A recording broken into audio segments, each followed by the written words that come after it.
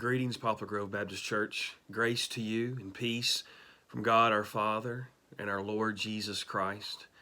I want to update you on the status of Sunday, March the 22nd.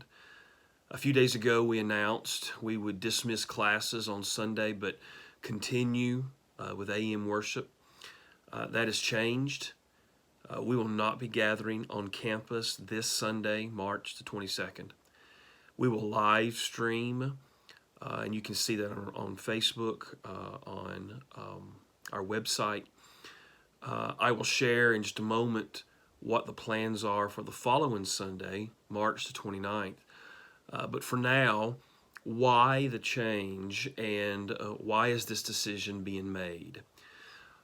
We believe that complying with our government's guidance to combat COVID-19, we believe it's not a true intrusion on religious liberty. What the authorities are asking from us is not inappropriate, nor is it unreasonable.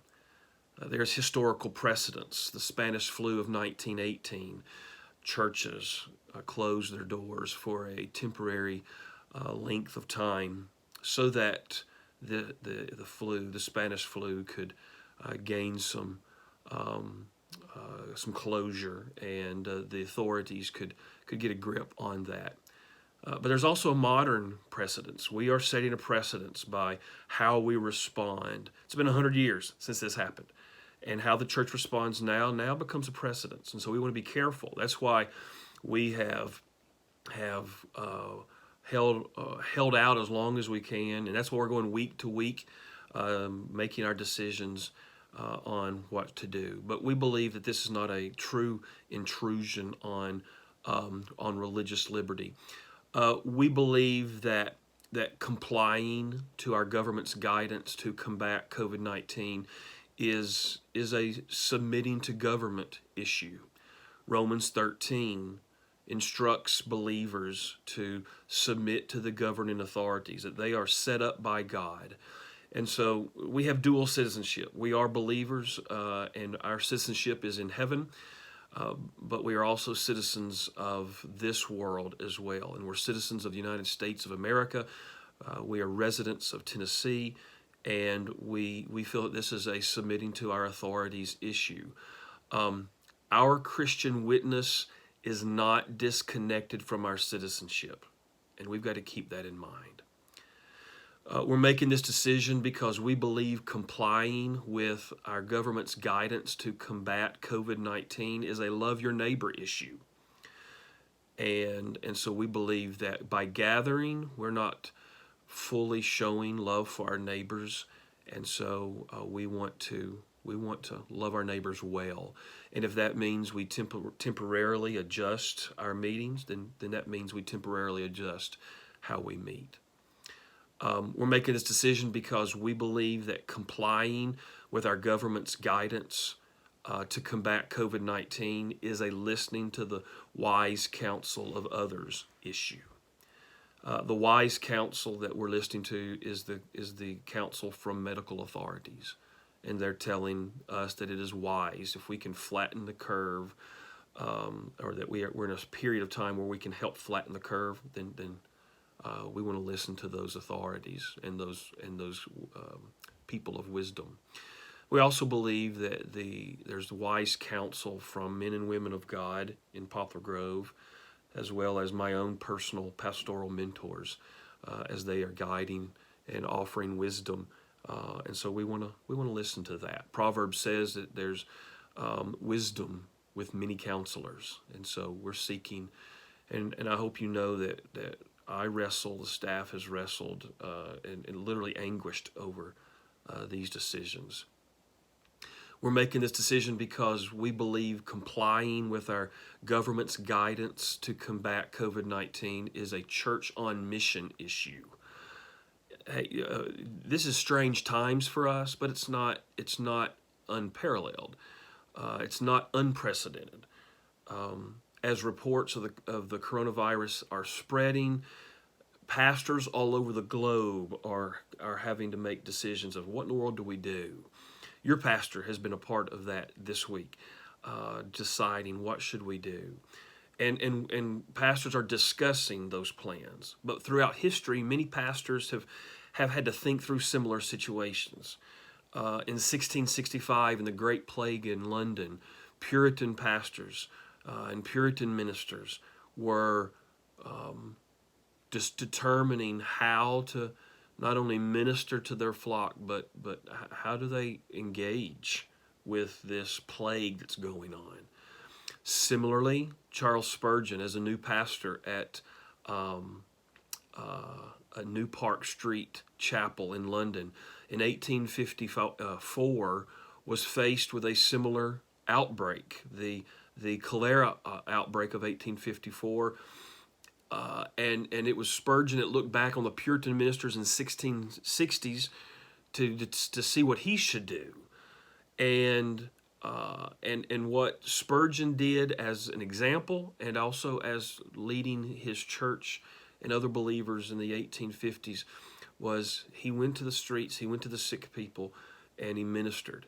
And what Poplar Grove does now is a church on mission issue. And there's a lot of isolating and a lot of hiding taking place right now. But Poplar Grove will not isolate, and we will not hide. Now, we will self-quarantine, and we will follow CDC's recommendations, but we're not going to avoid. The church historically has not run from pain and hurt and suffering and risk. The church has run to rescue the perishing, and Poplar Grove is going to do that. And what I am challenging myself and us to do during this time is we are going to prioritize local ministry. It just looks different. We're going to have to get creative, and we're going to get creative, but we're going to prioritize local ministry. We are going to visit the sick, whatever that looks like. But we're going to not let people waller in isolation and loneliness, but we're going to reach out and we're going to minister, and we're going to do that well. We are going to adjust as needed, but we're going to continue meeting if possible. I'm going to lead in such a way that I want us to meet, and it's important for us to gather. The early church met. They gathered even when it was risky. I want us to, as best as we can, maintain that discipline and that rhythm of meeting. That's why we're not going to record our services. We're going to do them live, and we're going to encourage you to, at 10:15 at worship time, I want you to log in and be there. At 5:30 on Sunday night, log in, be there. On 6 o'clock on Wednesdays, log in, be there. We need to stay in that rhythm and that discipline of meeting. We are working rigorously on getting our small groups.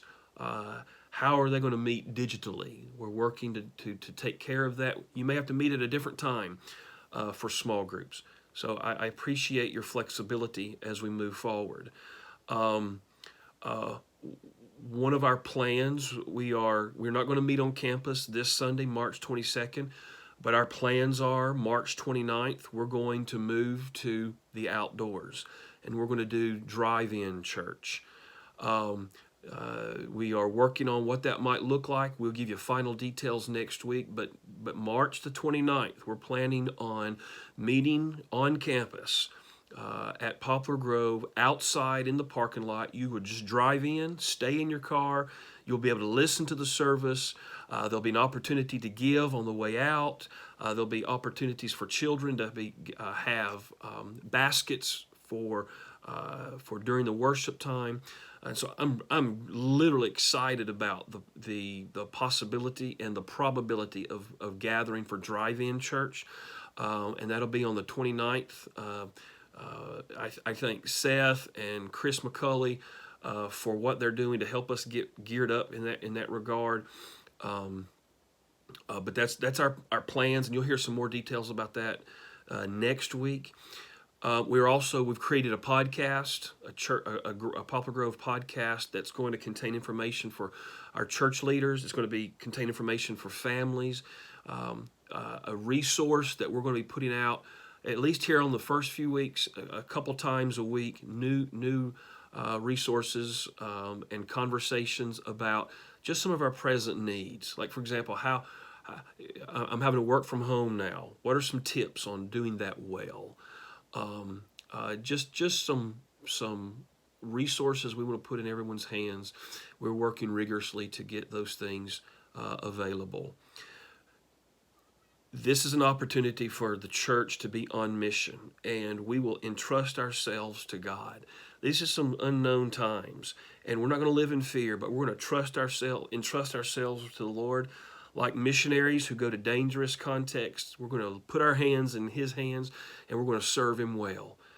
What that looks like, I don't know, but it means I am confidently placing my hope and trust in Jesus. And church, I want to leave us with one more thing. We've got to be ready and open for new evangelistic opportunities. We've got a lot of those coming up, and I've got to be ready for them. I want to read a quote from Spurgeon as he encouraged his church during the cholera breakout in 1854. Listen to what he says. He says, "And now again is the minister's time. And now is the time for all of you who love souls. You may see men more alarmed than they are already. And if they should be, mind that you avail yourselves of the opportunity of doing them good. You have the balm of Gilead. When their wounds are open, pour it in. You know of Him who died to save. Tell them of Him. Lift high the cross before their eyes. Tell them that God became man and that man might be lifted to God. Tell them of Calvary and its groans and cries and sweat of blood. Tell them of Jesus hanging on the cross to save sinners. Tell them that there is life for a look at the crucified one.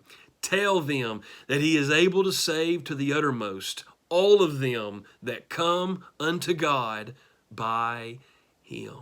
A lot of people are thinking about their own mortality right now.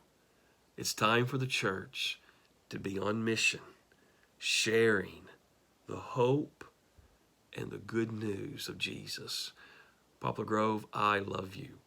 And I thank you for the privilege of serving alongside of you. Thank you. And may God bless His work and His effort through our hands.